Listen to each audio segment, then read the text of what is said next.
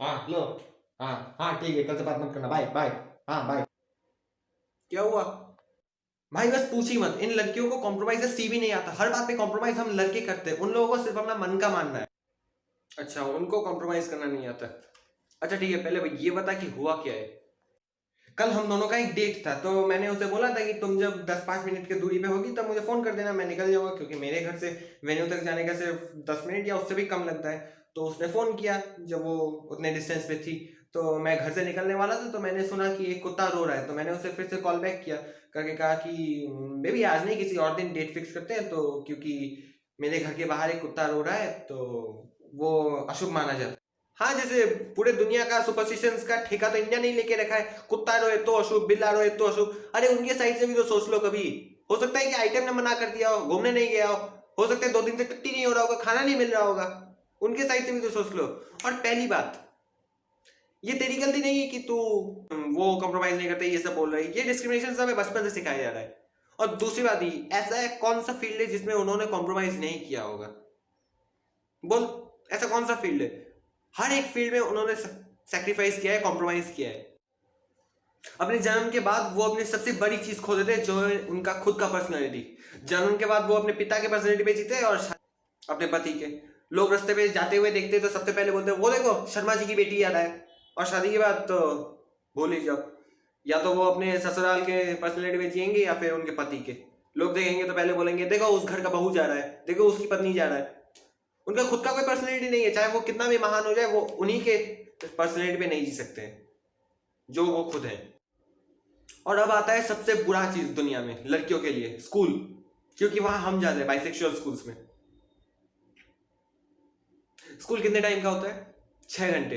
उस 6 घंटे के अंदर 75% टाइम्स हम उन्हें कहते रहते हैं कि क्या करोगी पढ़ लिख के, वही तो अपना फ्यूचर रसोई में बर्बाद करोगी, क्या कर रही हो, चाहे पास करो या फेल करो, मतलब तो एक ही है तुम लोगों के लिए, ये गलत है। ये सबसे बुरी चीज यही है कि वो कुछ नहीं कर सकते, हम उनका मेन कॉज है, क्योंकि उनका मोरल डाउन होता है, वो कुछ नहीं कर पाते क्योंकि हम जाते हैं स्कूल में।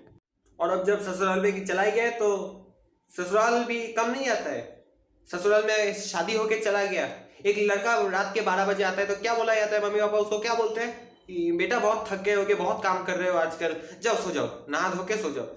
वहीं अगर एक लड़की चलो 11:30 या पौने 12 बजे भी आ जाए ना, वही मम्मी पापा लेक्चर झाड़ते रहेंगे, हमारे घर की बहू इतने रात को नहीं आती, कहाँ मुंह काला करके आई हो? क्यों? तेरे घर की बहू कोई विक्टोरिया है कि 6 बजे घुस जाएगी घर में? ठीक है चलो, घर में घुसने की एंट्री तो दी कम से कम, उसके बाद भी उनका स्ट्रगल खत्म नहीं होता है, उसके बाद शुरू होता है असली स्ट्रगल। उस 12 बजे के आने के बाद भी उनको रसोई में जाके कुकिंग करना पड़ता है पूरे की पूरे फैमिली के लिए। उनका रेस्ट नहीं है, लड़कों को रेस्ट मिलता है, लड़कियों को रेस्ट नहीं मिलता है। और अब आता है सबसे बकवास चीज, सोच क्या हो सकता है? सोच, छोड़ मत सोच, तू सोचेगा तो सब बकवास ही सोचेगा। हम स्कूल में जाते हैं, सबसे पहले हम लोगों को क्या सिखाया जाता है? ABCD। A for apple, B for ball, C for cat, D for doll. इससे पहले, ये ABCD सीखने से पहले हम ये सीख जाते हैं कि वो लड़कियां सबसे गंदी होती है क्योंकि उन्हें पीरियड्स होता है। तो दिस आर बायोलॉजिकल प्रोसेस, वो जानबूझ के नहीं करते हैं, उनको भी कोई शौक नहीं है खुद को गंदा बोलने का। तू भी तो दिन में 3 से 4 बार मास्टरबेशन करता है, तुझे कोई गंदा बोलता है नहीं? क्यों? क्योंकि तू लड़का है, तू प्रोटेस्ट कर सकता है, पर लड़कियों को हर कोई बोलता है। क्या होगा? पर ज्यादा से ज्यादा वो चिल्ला लेंगी, 5-10 मिनट चिल्ला लेंगी, उनको प्रोटेस्ट तो करना कोई घंटा आता नहीं है। क्या होगा? यही है सबसे बुरी चीज।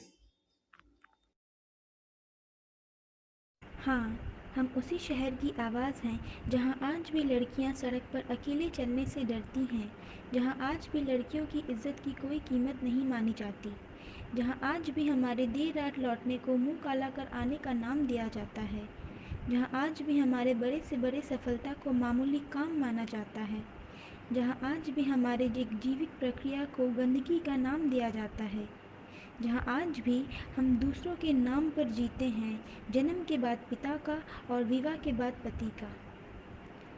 हाँ, हम वही हैं जिसको तुम लोग मंदिरों में बड़े आदर से पूजते हो, मगर घर में उसका उतना ही अनादर करते हो। Yes, women are not meant to serve in the kitchen and bedroom.